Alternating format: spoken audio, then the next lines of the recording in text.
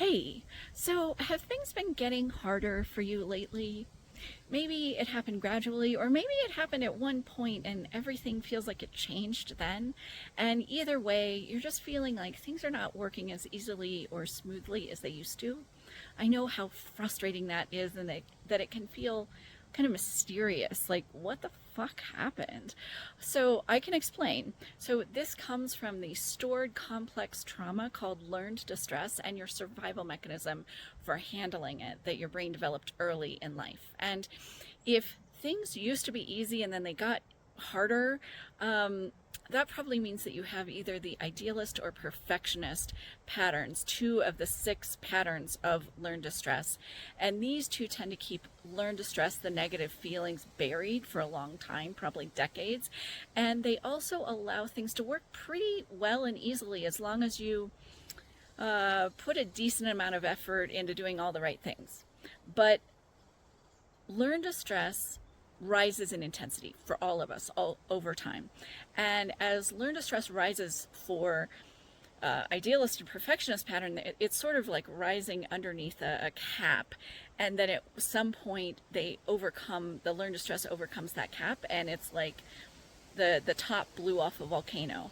And all you want to do is put that top back on the volcano and stick some nice pretty snow on top of it and call it good, move the fuck on, get past this, right? And yet you've been trying that and it's not working and you're super frustrated. I totally get it. So the good thing is that you can remove learned distress. And when you do, your core well-being, this good feeling at your center, becomes more and more the driving force in your life and can actually make things easier even than they were way before the volcano blew its top.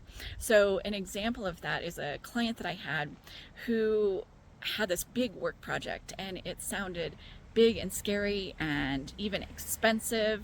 And so a few months went by and she hadn't mentioned it, but then she brought it up again and she said, you know what, it all fell into place. And I can't believe how easy it was. You know, it really was just a few emails and I got back more information than I even asked for each time, and it's all in place. We got it. And it wasn't even expensive to do. And I said, well, can you compare that for me with a few months ago when you first started it? She said, no comparison. It felt terrifying and maybe even impossible at that point. And I said, can you compare it to a few years ago before you started the learn distress removal process? And she said, oh, no comparison at all. It was way easier than anything ever used to happen for me. So I hear this a lot from my clients. And I also hear something that she said, which is right at the beginning of the session. She said, Sarah, nothing happened. I don't think any learn distress removal happened this month. And yet she ended up telling me, like lots of my clients do, that huge changes happened, right? And so here's why I think that happens, why they didn't notice it.